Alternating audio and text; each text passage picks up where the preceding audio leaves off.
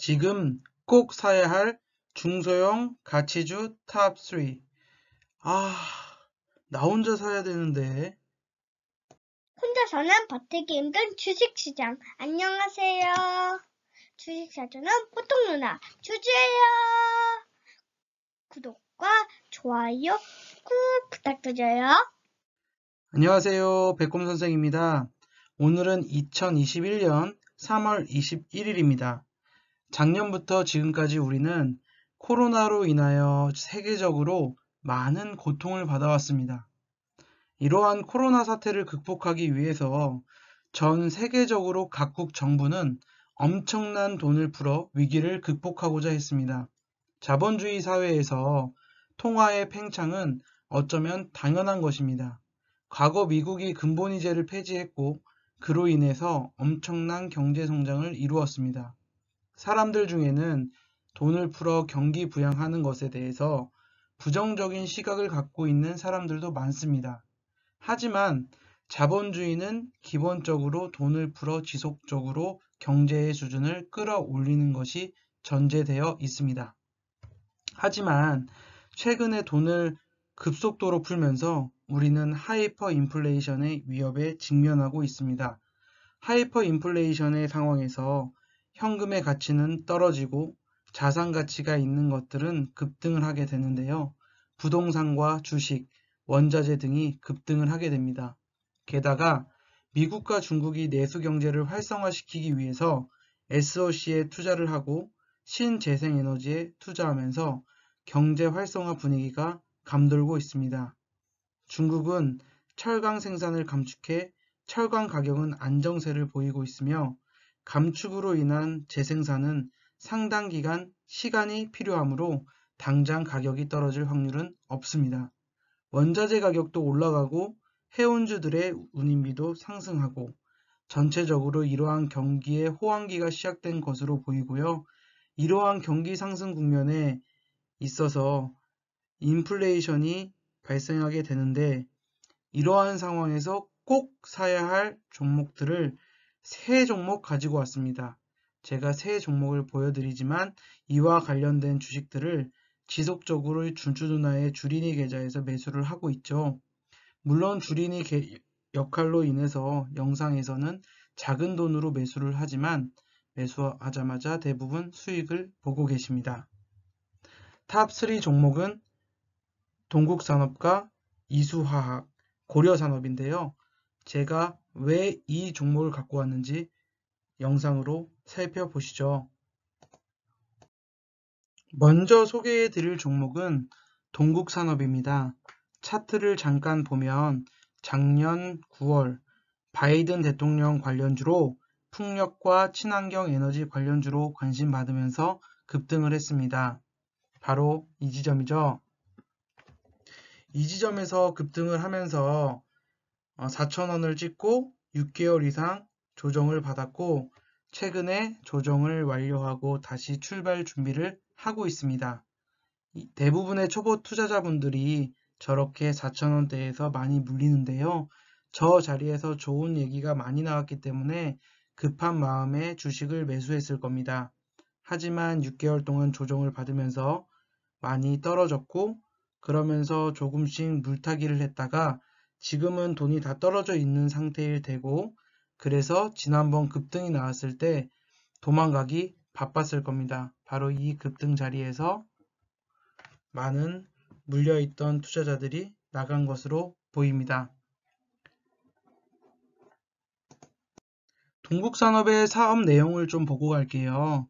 동국산업의 주력 산업은 냉면 강판 가공 및 판매와 무역업 등을 주요 사업으로 하고 있습니다. 주력 제품인 냉연 특수강의 주 수요 산업은 자동차 산업이 80% 이상을 차지하니 자동차 산업에 따라서 영향을 받을 수 있다고 보시면 되겠네요. 현재처럼 경기 선순환 상황에서는 혜택을 받을 수 있는 종목입니다. 또한 매출의 30%가 신재생에너지로 구성되어 있습니다. 신한 풍력 발전의 지분을 100% 보유하여 신재생에너지 사업 부문을 영위하고 있으며 자회사인 동국 SNC는 칼라 강판 사업과 건설 및 풍력 관련 사업을 진행하고 있습니다.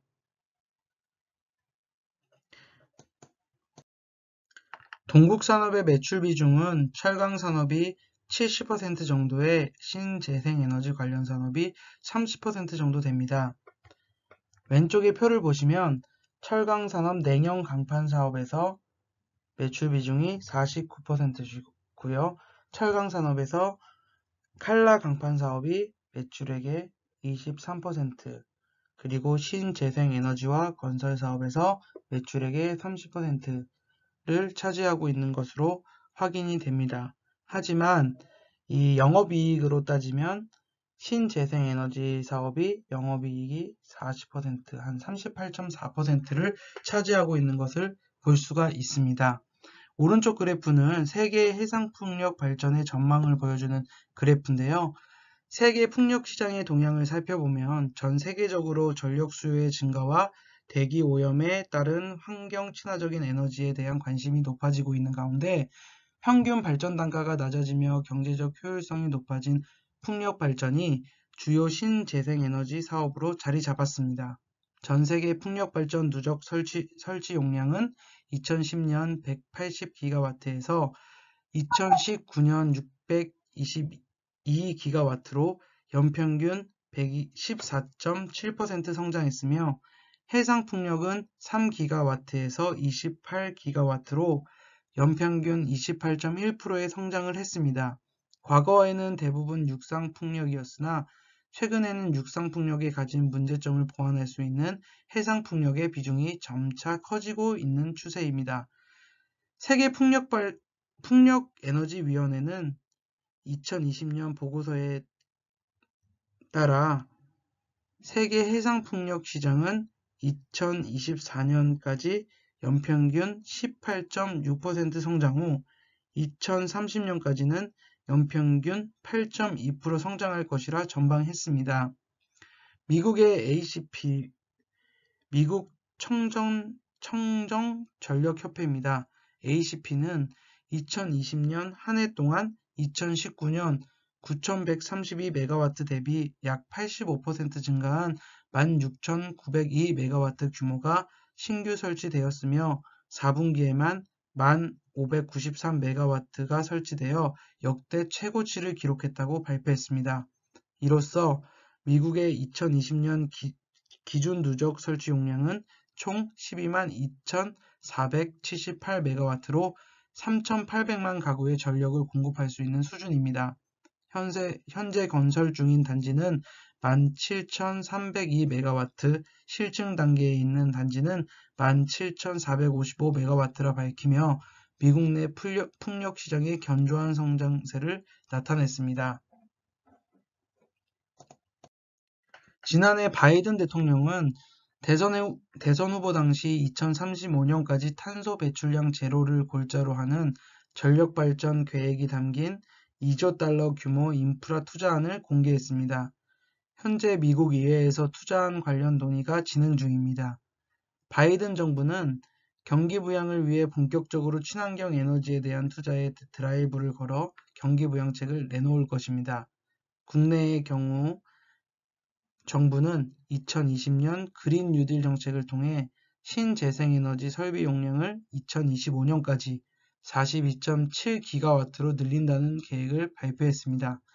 이에 따라 제주 한림해상풍력과 장흥풍력 등 전국의 24개소의 6해상풍력단지 건설이 추진되고 있으며 풍력 발전 비중을 신재생에너지 발전량의 3분의 1 수준으로 높이는 것을 목표로 하고 있어요.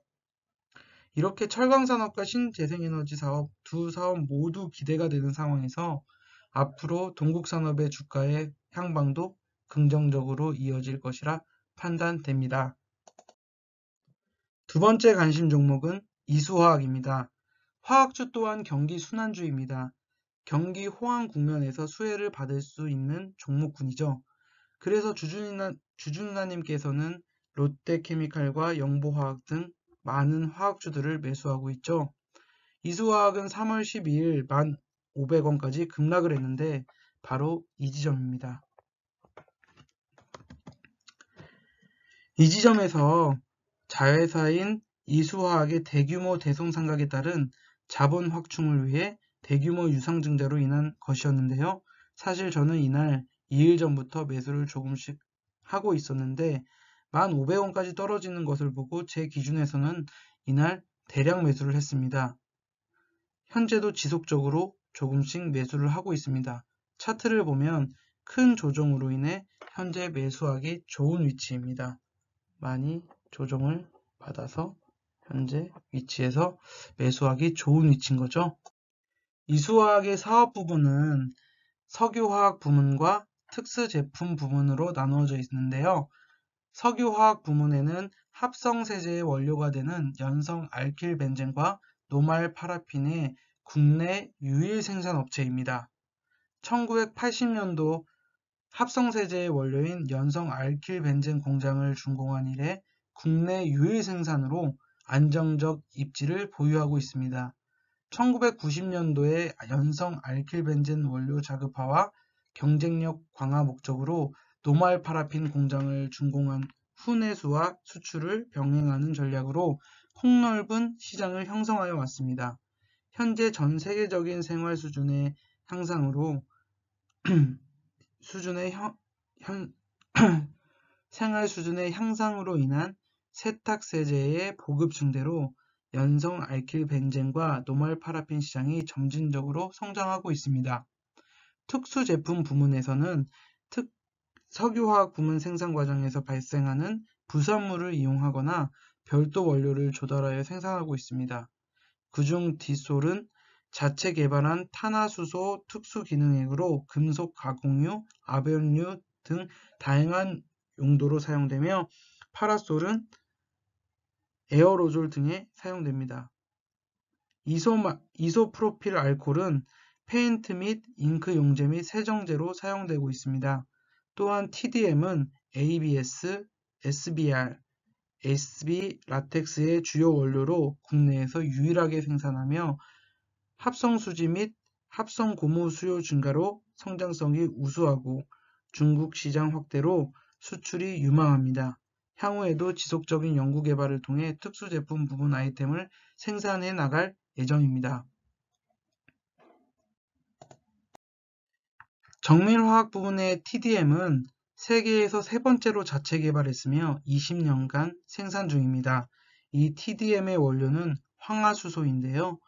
이 황화수소 관련 기술이 황화물계 전고체 배터리의 상용화에 있어서 중요한 역할을 한다고 알려져 있습니다.